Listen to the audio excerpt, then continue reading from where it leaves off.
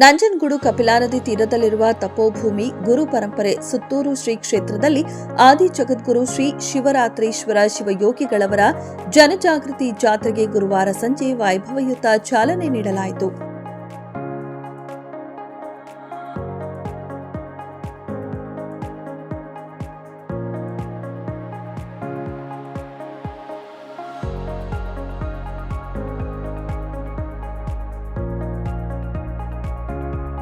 ಸುತ್ತೂರು ಶ್ರೀ ಶಿವರಾತ್ರಿ ದೇಶಿಕೇಂದ್ರ ಮಹಾಸ್ವಾಮಿಗಳ ದಿವ್ಯ ಸಾನ್ನಿಧ್ಯ ಹಾಗೂ ನೇತೃತ್ವದಲ್ಲಿ 6 ದಿನಗಳ ಕಾಲ ನಾಡಿನ ಪರಂಪರೆ ಹಾಗೂ ಸಂಸ್ಕೃತಿಯನ್ನ ಎತ್ತಿ ಹಿಡಿಯುವ ಜೊತೆಗೆ ಕೃಷಿಗೆ ಪೂರಕವಾಗಿ ರೈತರಿಗೆ ಉಪಯುಕ್ತ ಮಾಹಿತಿ ನೀಡುವ ಜನಜಾಗೃತಿ ಜಾತ್ರೆ ಎಂದೇ ಸುತ್ತೂರು ಜಾತ್ರೆ ಪ್ರಸಿದ್ಧಿ ಪಡೆದಿದೆ.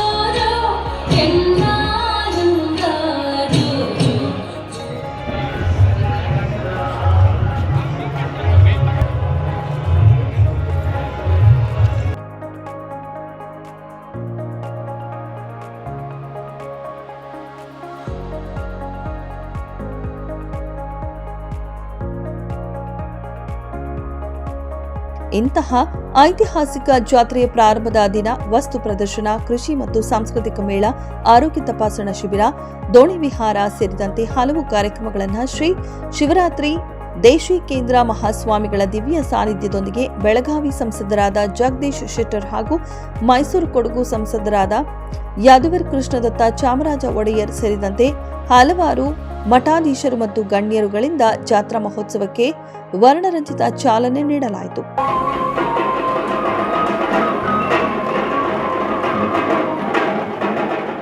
ಬಳಿಕ ಸಂಸದರುಗಳಾದ ಜಗದೀಶ್ ಶೆಟ್ಟರ್, ಯದುವೀರ ಕೃಷ್ಣದತ್ತ ಚಾಮರಾಜ ಒಡೆಯರ್ ಹಾಗೂ ಹಿರಿಯ ಪತ್ರಕರ್ತ ವಿಧಾನ ಪರಿಷತ್ ಸದಸ್ಯರಾದ ಶಿವಕುಮಾರ್ ಮಾತನಾಡಿ, ಈ ಜಾತ್ರೆಯು ಎಲ್ಲಾ ಜಾತಿ ಧರ್ಮದ ಜನರನ್ನ ಒಂದುಗೂಡಿಸಿ ಮಸೆಯುವಂತಹ ಸಾಂಸ್ಕೃತಿಕ ಕಾರ್ಯಕ್ರಮಗಳು, ದೇಶಿ ಕ್ರೀಡೆಗಳು, ಕುಸ್ತಿ, ಭಜನೆ, ನಾಟಕ, ಜನಪದ, ಸೋಬಾನೆ ಪದ, ರಾಗಿ ಬೀಸುವ ಸ್ಪರ್ಧೆ, ರಂಗೋಲಿ ಸ್ಪರ್ಧೆ, ಆರೋಗ್ಯ ತಪಾಸಣಾ ಶಿಬಿರ, ಕೃಷಿ ಮೇಳ ಮತ್ತು ವಿಚಾರ ಸಂಕಿರಣ, ದೇಶಿ ತಳಿಗಳ ಉತ್ತೇಜನ, ಜಾನುವಾರು ಜಾತ್ರೆ, ದೋಣಿ ವಿಹಾರ ಸೇರಿದಂತೆ ಹಲವಾರು ಜನಪರ ಚಟುವಟಿಕೆಗಳು ಜಾತ್ರೆಯಲ್ಲಿ ಭಾಗಿಯಾಗಿರುವುದರಿಂದ ಈ ಭಾಗದ ಗ್ರಾಮೀಣ ಜನರಿಗೆ ಧಾರ್ಮಿಕತೆಯ ಜೊತೆಗೆ ಜನಜಾಗೃತಿ ಜಾತ್ರೆ ಎಂಬುದನ್ನು ಸಾಕ್ಷೀಕರಿಸುತ್ತಿದೆ ಎಂದು ಶ್ರೀಮಠ ಹಾಗೂ ಶ್ರೀಗಳ ಕಾರ್ಯವೈಖರಿ ಬಗ್ಗೆ ಶ್ಲಾಘನೆ ಮತ್ತು ಮೆಚ್ಚುಗೆ ವ್ಯಕ್ತಪಡಿಸಿದರು.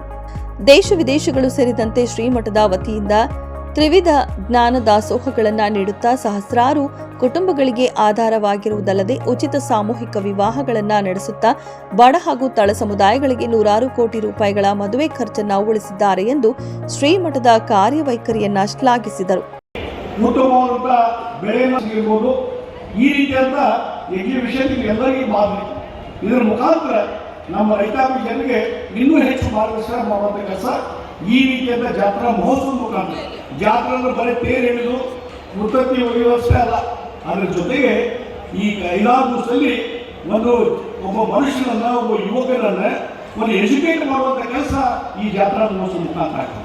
ಇನ್ನೂ ಬಹಳ ಮುಖ್ಯವಾದಂಥದ್ದು, ಇವತ್ತು ಸುತ್ತೂರು ಮಠದ ಶ್ರೀಗಳ ನೇತೃತ್ವದಲ್ಲಿ ಇವೆಲ್ಲ ಕಾರ್ಯಕ್ರಮ ನಡೀತಾ ಇರೋದು ಒಂದು ಮಾದರಿಯಾದಂಥ ಕಾರ್ಯಕ್ರಮ. ಇವು ಮುಂದುವರಿಬೇಕು, ಇನ್ನೂ ಹೆಚ್ಚಿನ ಜಾಗೃತಿ ಆಗಬೇಕು. ನಾವೆಲ್ಲರೂ ಸಹಿತ ಧರ್ಮದಿಂದ ನಡೆಯುವಂಥದ್ದು ಆದರೆ ಬಹುಶಃ ನಮ್ಮ ಜೀವನದಲ್ಲಿ ಯಾವುದೇ ಕಷ್ಟ ಆಗಲಿ ಮತ್ತೊಂದು ತೊಂದರೆ ಆಗಿ ಬರಲಿಕ್ಕೆ ಸಾಧ್ಯವಿಲ್ಲ. ಈ ಶ್ರೀಗಳ ಒಂದು ಆಶೀರ್ವಾದ ಎಲ್ಲರ ಮೇಲೆ ಇರಲಿ ಅನ್ನುವಂಥದ್ದು ಈ ಸಂದರ್ಭ ಹೇಳಿ, ಅವರ ಮಾರ್ಗದರ್ಶನ ನಮಗೆ ಸದಾ ಬೆಳಕು ಅನ್ನುವಂಥ ಮಾತನ್ನು ಈ ಸಂದರ್ಭ ಹೇಳಿ, ಇಂಥ ಒಂದು ಕಾರ್ಯಕ್ರಮದಲ್ಲಿ ನನಗೂ ನಾನು ಮಾತಾಡಲಿಕ್ಕೆ ಅವಕಾಶ ಕೊಟ್ಟಿದ್ದಾರೆ. ಎಲ್ಲರಿಗೂ ಸಹಿತ ನಾನು ಹೃತ್ಪೂರ್ವವಾದಂಥ ಅಭಿನಂದನೆ ಸಲ್ಲಿಸಿ ನನ್ನ 4 ಮಾತನ್ನು ಮುಗಿಸ್ತಾ ಇದ್ದೇನೆ. ಈ ಒಂದು ಪವಿತ್ರವಾದಂತಹ ಸುತ್ತೂರು ಜಾತ್ರೆ ಉದ್ಘಾಟನೆಯಲ್ಲಿ ಭಾಗವಹಿಸುವ ಅವಕಾಶ ದೊರೆತಿರುವುದರೊಂದಿಗೆ ಅತ್ಯಂತ ಗೌರವ ಮತ್ತು ಆತ್ಮಸಂತೋಷವನ್ನು ನೀಡಿದೆ. ಸುತ್ತೂರು ಜಾತ್ರೆ ನಮ್ಮ ಆಧ್ಯಾತ್ಮಿಕ ಪರಂಪರೆ, ಸಾಮಾಜಿಕ ಸೌಹಾರ್ದತೆ ಮತ್ತು ಸಾಂಸ್ಕೃತಿಕ ಚೈತನ್ಯದ ಜೀವಂತವನ್ನು ಪ್ರತೀಕವಾಗಿದೆ ಅಂತ ಹೇಳತಕ್ಕಂಥದ್ದು ಈ ಸಂದರ್ಭದಲ್ಲಿ ನಾನು ಹೇಳಿಕೆ ಇಷ್ಟಪಡ್ತೀನಿ. ನಮ್ಮ ಜಾತ್ರೆ ಇಲ್ಲಿ ಸತತ ಒಂದು 5 ಬಾರಿಗೆ ನಮಗೆ ಭಾಗವಹಿಸುವಂಥದ್ದೇನು ಅವಕಾಶ ಸಿಕ್ಕಿದೆ. ಇದು ಕೇವಲ ಒಂದು ಧಾರ್ಮಿಕ ಉತ್ಸವ ಅಲ್ಲ ಅಂತ ನಾನು ಭಾಳ ಸ್ಪಷ್ಟವಾಗಿ ಗೊತ್ತಾಗಿದೆ. ಅದು ಎಲ್ಲರಿಗೂ ಗೊತ್ತಿರೋ ಹಾಗೆ ನಮ್ಮ ಕರ್ನಾಟಕ ಮತ್ತು ಭಾರತದಲ್ಲಿ ಆಧುನಿಕ ಒಂದು ತಂತ್ರಜ್ಞಾನ ಇರ್ಬೋದು, ನಮ್ಮಲ್ಲಿ ಶೀಘ್ರದಲ್ಲಿ ಏನು ಬದಲಾವಣೆ ಆಗ್ತಾ ಇದೆ ನಮ್ಮ ಸಮಾಜ, ಅದಕ್ಕೆ ತಕ್ಕಂಗೂ ಕೂಡ ಒಂದು ಸಂಸ್ಥೆ ಹೋರಾಟ ಮಾಡಬೇಕಾಗಿರ್ತಕ್ಕಂಥದ್ದು ಅತಿ ಅವಶ್ಯ. ಆ ನಿಟ್ಟಿನಲ್ಲಿ ಸಹ ಈ ಸುತ್ತೂರು ಜಾತ್ರೆ ಎಲ್ಲದಕ್ಕೂ ಪೂರಕವಾಗಿರ್ತಕ್ಕಂಥದ್ದು ನಿಜಕ್ಕೂ ಶ್ಲಾಘನೆ. ನಾವಾಗಲೇ ಒಂದು ಒಳ್ಳೆಯ ಪ್ರದರ್ಶನವನ್ನು ಉದ್ಘಾಟನೆ ಮಾಡುವಂಥದ್ದು ಏನೋ ಸೌಭಾಗ್ಯ ಸಿಕ್ಕಿತ್ತು. ಅಲ್ಲಿ ಬರೀ ಮಕ್ಕಳ ಒಂದು ಆನಂದಕ್ಕೋಸ್ಕರ ಅಲ್ಲ, ಅವರ ಒಂದು ವಿಜ್ಞಾನ ಇರ್ಬೋದು, ಆಧುನಿಕ ತಂತ್ರಜ್ಞಾನ ಇರ್ಬೋದು, ಬೇರೆ ಬೇರೆ ಒಂದು ಪ್ರದೇಶಗಳ ಬಗ್ಗೆ ಅವರ ತಿಳುವಳಿಕೆ ಹೆಚ್ಚಿಸುವ ದೃಷ್ಟಿಯಲ್ಲಿ ಆ ಒಂದು ಒಳ್ಳೆಯ ಪ್ರದರ್ಶನವನ್ನು ಸಂಘಟಿಸಲಾಯಿತು. ಅದಕ್ಕಾಗಿ ನಿಜಕ್ಕೂ ನಮಗೆ ಸಂತೋಷವನ್ನು ಉಂಟಾಯಿತು. ಇಂಥ ಒಳ್ಳೆಯ ಕಾರ್ಯಕ್ರಮದಲ್ಲಿ ಭಾಗವಹಿಸುವಂಥದ್ದು ಈ ಸೌಭಾಗ್ಯ ಸಿಕ್ಕಿದೆ, ನಿಜಕ್ಕೂ ಒಂದು ಸಂತೋಷದ ಸಂಗತಿ. ಒಂದು ಬುದ್ಧಿವಾಗಿ ಹೇಳಬೇಕಂತಿದೆ, ಅದು ಹೇಳುವಂಥ ಅವಕಾಶ ಸಿಕ್ಕಿರಲಿಲ್ಲ. ಇವತ್ತು ನನ್ನ ಒಂದು ನಿವೇದನೆ ನಿಮ್ಮಲ್ಲಿ ಏನು ಮೊದಲು ಸರ್ಕಾರ ಅಡಲ್ಟ್ ಎಜುಕೇಷನ್ ಅಂತ ರಾತ್ರಿ ಶಾಲೆಗಳು ನಡೆಸ್ತಾ ಇತ್ತು. ಅದೇ ಥರ ಬೇರೆ ಬೇರೆ ಕಾರ್ಯಕ್ರಮಗಳು ಸರ್ಕಾರ ಮಾಡ್ಕೊಂಡು ಬಂದಿದ್ದಾರೆ.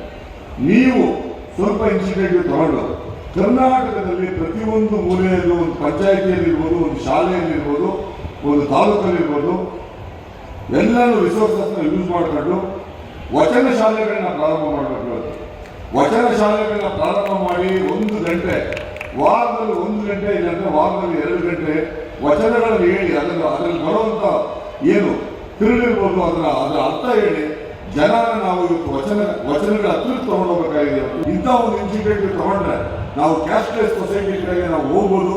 ಒಂದು ಒಳ್ಳೆಯ ಕಾರ್ಯಕ್ರಮಗಳನ್ನು ಆಗಲೇ ಇಂಥ ಒಂದು ಕಾರ್ಯಕ್ರಮದಲ್ಲಿ ನನಗೆ ಭಾಗವಹಿಸಕ್ಕೆ. ಜಾತ್ರಾ ಪ್ರಯುಕ್ತ ಮೂಲ ಕರ್ತೃ ಗದ್ದುಗೆ ಸೇರಿದಂತೆ ಮಠದ ಆವರಣವನ್ನ ಬಣ್ಣ ಬಣ್ಣದ ಹೂವು ಹಾಗೂ ವಿದ್ಯುತ್ ದೀಪಗಳಿಂದ ಅಲಂಕರಿಸಲಾಗಿ ಪೂಜೆ ಸಲ್ಲಿಸಲಾಯಿತು.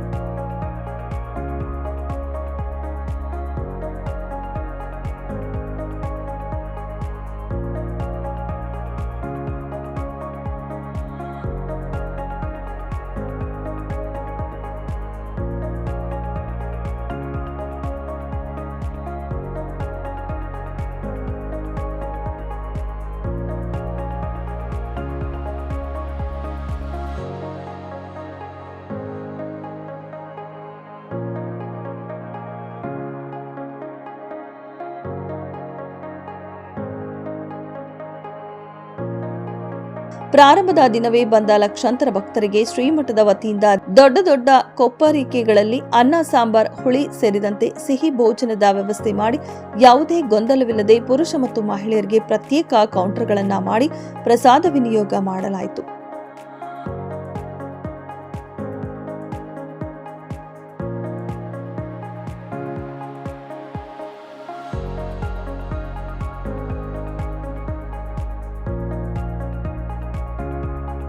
ಇನ್ನು ತಿಂಡಿ ತಿನಿಸು ಅಂಗಡಿಗಳು, ಆಟಿಕೆಗಳು, ಸ್ಟೇಷನರಿ, ಹೋಟೆಲ್ಗಳು ಮತ್ತು ಪ್ರದರ್ಶನಗಳು, ಮಾರಾಟ ಮಳಿಗೆಗಳು ಸೇರಿದಂತೆ ವಿವಿಧ ಅಂಗಡಿ ಮುಂಗಟ್ಟುಗಳು, ಲೈಟಿಂಗ್ಸ್, ವಿವಿಧ ಬಗೆಯ ಕಲಾಕೃತಿಗಳು ಜಾತ್ರೆಗೆ ಕಳೆ ಕಟ್ಟಿ ಇಡೀ ಸುತ್ತೂರು ಒಂದು ರೀತಿ ಮಧುವಣಗಿತ್ತಿಯಂತೆ ಶೃಂಗಾರಗೊಂಡಿತ್ತು.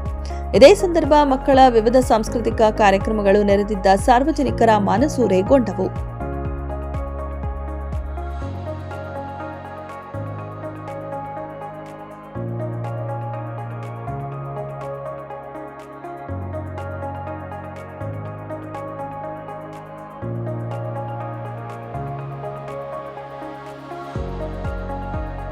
ವರದಿ ಮೋಹನ್ ಹುಲ್ಲಳ್ಳಿ, ನಂಜನಗೂಡು.